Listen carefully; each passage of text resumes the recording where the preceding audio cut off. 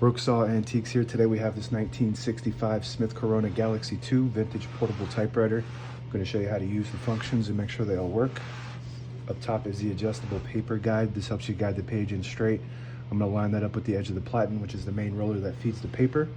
And above that are the margins. This left margin I'm going to set on 0 and the right one on 75. That's about the length of a page. And this is the paper support arm that flips up from the back.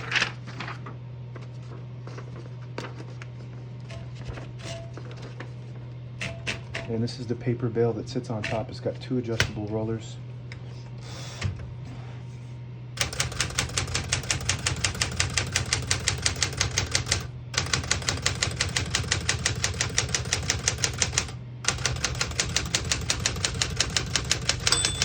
Once you hear the bell, you're at the end of the margin. You hit this line space, gets you back to the beginning, and skips 1, 2, or 3 spaces. Right now we have it on single, but if you want double, you just flip that switch back. It skips 2, 1 more, it skips 3. That works good. We're going to keep that on single and finish typing. As you can see, all the keys type nice and none of them skip or stick. I'll type a sentence in red on the next line.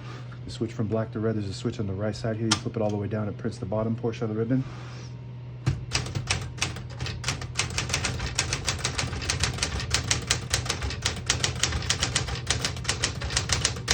Beautiful typing machine. This is probably my favorite. I have another one of these. I don't know if it's an Elite. This is an Elite typeface, but the print looks really good. And I do have another one of these that is the same color, and it's a Galaxie II. Very reliable compared to most other of this style. For whatever reason, this Galaxie II is just a better typewriter. To pull the page out easy, there's a switch on the right side here. You flip it forward and it unlocks the rollers underneath the platen, allowing you to pull the page out easier, load thicker paper like carbon copy or cardstock. I'm gonna go ahead and put this down. This seems to want to just go ahead and it doesn't stay in the engaged position. It just goes all the way back. So that's good, because sometimes people will leave that forward and it won't load the paper correctly. So it just automatically will go back on this model.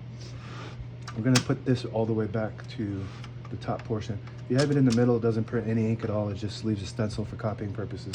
When you have it on top, it prints the top portion of the ribbon, which is black. Shift on each side and a shift lock on the left. To clear that, just hit the shift button again. Backspace above that, works good. Touch control on the left side, low, medium, and high. The higher you go, the more tension there is when you hit the keys. And a cool function of this typewriter is this is a custom key. You could put any custom key you want on that. This has a 1 and an exclamation point, which most typewriters don't have, and you have to replace the cap on the key bar too. Which I don't know where you get those. Whenever I see these typewriters, I just see that it's a very unique function.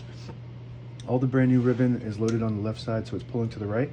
If you want to switch that direction, you just push this lever behind the left spool back, and it'll pull counterclockwise to the left. You push it forward or up, and it'll pull clockwise to the right. That's the way we want it. Tab on the right side of the keyboard. Right now we have a tab set in the middle. To clear it, hit the CL button right next to the tab button.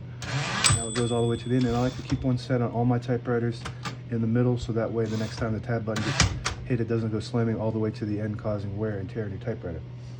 And you can set as many tabs as you want on this model. Right side of the key of the carriage is just carriage release. Very smooth carriage.